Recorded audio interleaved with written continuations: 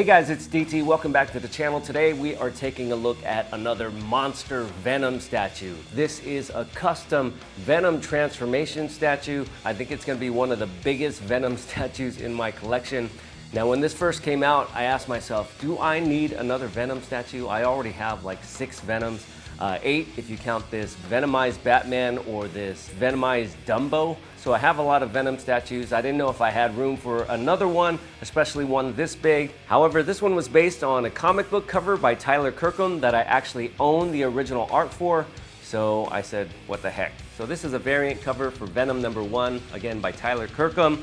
Came out a few years back, and I happened to pick up this original art from him. Anytime I pick up a piece of published original art, I always try to get the book that it's from, along with anything else that might be inspired by it, including statues. As you can see, this is actually an homage to this book right here, Hulk #1, where we have the Hulk transformation. A few things about this before we get into the statue. So this is actually an image of Dylan Brock transforming into Venom. The statue is of Eddie Brock, his father. So in the 3D version, we actually have an adult swapped in for the child here, which means if the proportions stay the same, either Venom is going to be overscaled or Eddie Brock is going to be underscaled. And we'll get into that in a bit once we take a look at the statue. This one came in 2 boxes, one huge box that weighed nearly 140 pounds.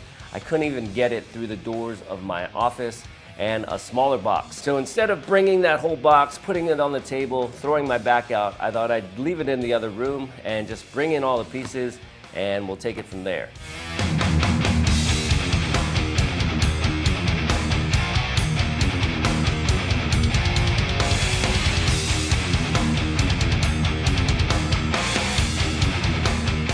Okay guys, that's everything out of the one big box. I still have the small box, but what I think I'm gonna do is put this guy on the base to clear some room off because he's a lot bigger than I thought he was.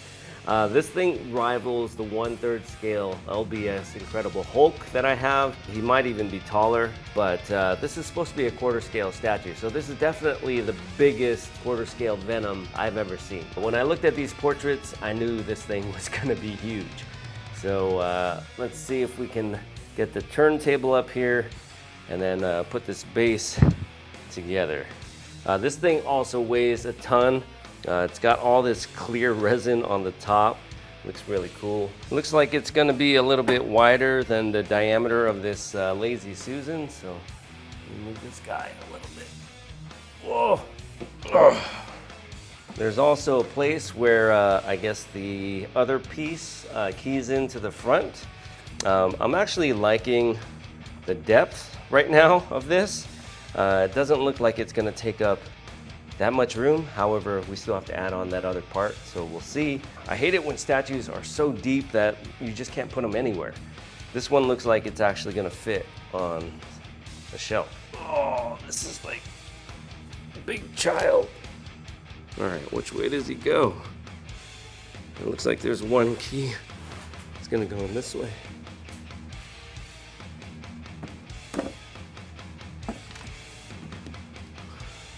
His right foot just kind of rests there. All right, I'm gonna raise the camera up a little bit just so we have some head clearance here. So this part goes in front. Maybe this is like I don't know if this is an optional front or what. This goes up here. And this piece goes back here, like that. Oh, this piece goes on the back side.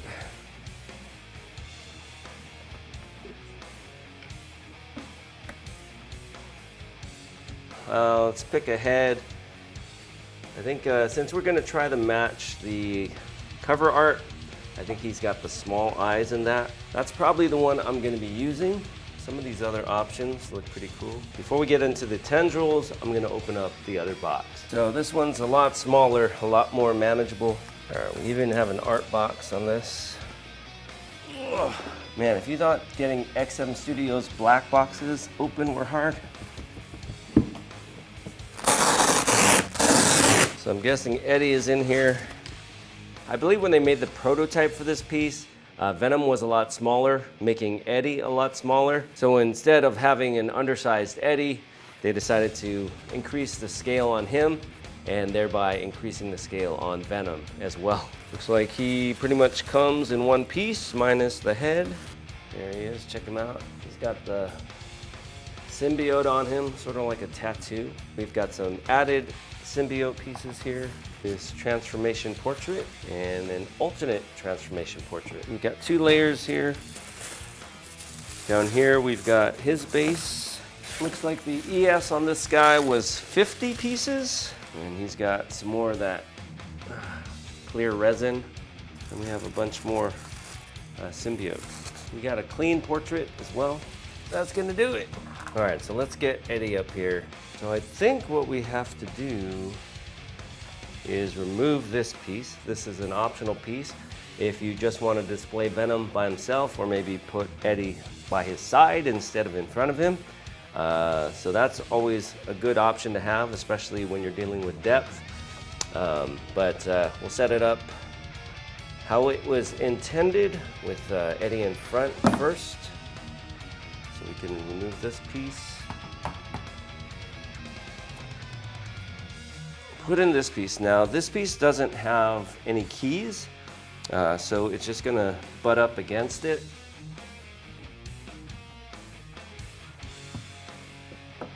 Like that. Oh, that's kind of weird. Yeah, it doesn't really line up flush. I'm not sure why that is. Maybe the way the clear resin cures or something. I don't know. It just looks like it's miscut. So not perfect on that part. Pretty big gap in the middle. The other piece fit on very tightly. So I'm not sure what happened here with this extra piece. It looked like it might have been produced at a different time. The paint doesn't really match up from the one side to the other. So Eddie just keys in here with his left foot. Gotta watch out for Venom's finger here. Gets pretty close to Eddie's back. So I might want to just put it on separately. There we go, we got Eddie in there, and now we can kind of slide him behind Venom's hand. Let's go the clean route for now. See what that looks like. And now I gotta figure out where to put all these tendrils.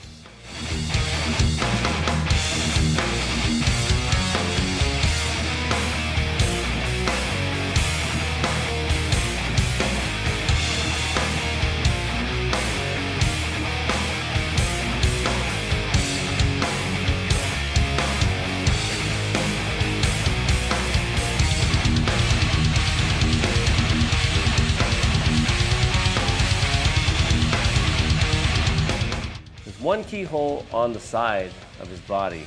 I'm wondering if I forgot something in the box. So I'm gonna go look in the box. That's why I don't put the boxes away until I have statues fully assembled, because you could forget something. I think we found it. So there was like a little section that was covered up by foam that had this tiny little piece. It has like a small key with a very small peg in it. He is heavy by himself. Make sure to not knock off any of those tendrils. All right guys, so here it is, the Venom transformation.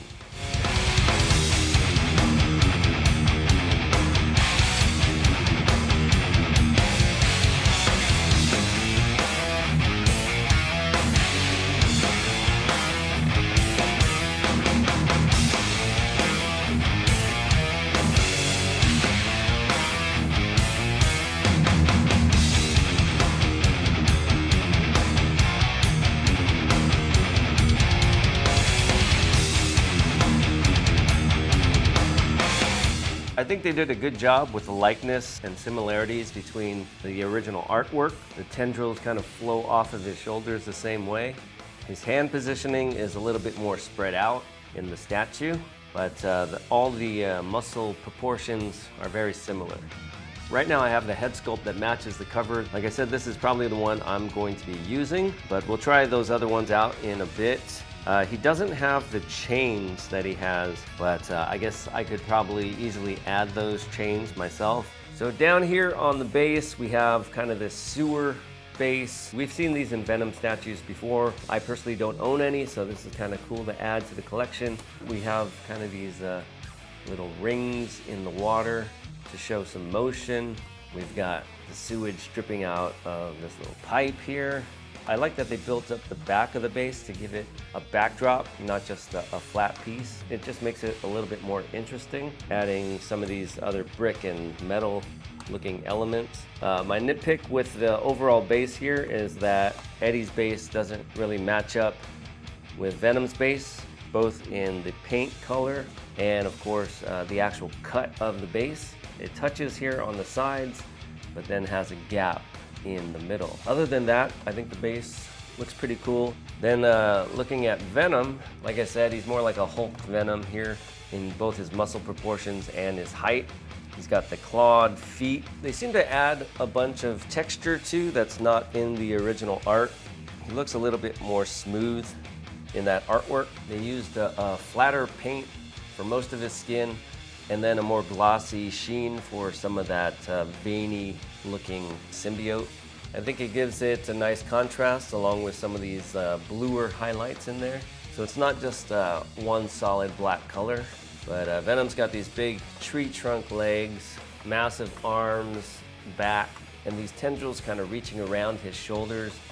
Really give the piece a good deal of movement. The white spider emblem or Venom emblem on the front, it's not just white, it's kind of got these darker gray splotches in there as well to give it more of an organic look, not like he's wearing the costume. It is raised up, which is nice, and I really like this portrait a lot. Great paint on the teeth and the glossy nature of the eyes. We also see some darker, veiny looking lines in his eyes as well. Give it that alien feel. With Venoms, anytime you have a head switch out, you're gonna see some sort of seam, and it's definitely visible here from the side. That's rarely avoidable when you have statues that are all the same color with no clothes to kind of hide those seams. Down here in front, we've got Eddie. Some nice details on his shoes, kind of this scuffed up leather. So it looks like he's kind of been walking around in the sewer. His pants are all ripped up, his flesh kind of showing through, and then he's got all the symbiote coming up on his left side and some starting to spread on the right side as well. His body looks pretty good, and he too, because he is shirtless, also has a seam line on the neck. You know, there's a lot going on with the symbiote, so it's a little bit less noticeable than if he didn't have all that black stuff on him. But it is definitely visible. I kind of like this setup, how it is, with that long tongue hanging down, the small eyes, and the unaffected face of Eddie Brock. But let's go ahead and try some of these switch outs and see if it can change my mind. Let's swap out the Eddie portrait, and here is this one. So the seam line is definitely hidden a bit more now that Venom's chin kind of draws your attention. So with this one, the teeth are kind of getting twisted around. We've got this big tongue coming off of Eddie's chin. We can also see Eddie kind of snarling in there as well, with the teeth kind of going underneath his eyes. It's a very cool transformation portrait. I just don't know if it's maybe too much Venom. We already have a giant Venom portrait, so to have another one, you know, it's a little bit overkill, I think, for me. This may be our only opportunity to get a quarter scale Eddie Brock, so I'm thinking I'm gonna lean towards having a regular Eddie face. Not only do we get the symbiote on his neck, but we can also see these kind of darker veins kind of creeping into his face. Some nice shading around the cheekbones and eyes and brow as well.